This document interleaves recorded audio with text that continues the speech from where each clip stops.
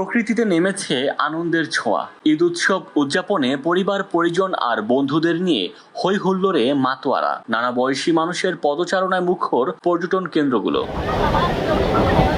প্রকৃতির নৈসর্গিক সৌন্দর্য উপভোগ করতে সিলেটের ভোলাগঞ্জ সাদা পাথরে ভিড় করেছেন পর্যটকরা। পাহাড় বেয়ে বয়ে আসা স্বচ্ছ পানিতে পা ভেজাচ্ছেন অনেকে। পছন্দের মুহূর্তকে ফ্রেমবন্দি করছেন কেউ কেউ। মনকে প্রফুল্ল রাখতে ভ্রমণের বিকল্প নেই বলে মনে করেন পর্যটকরা।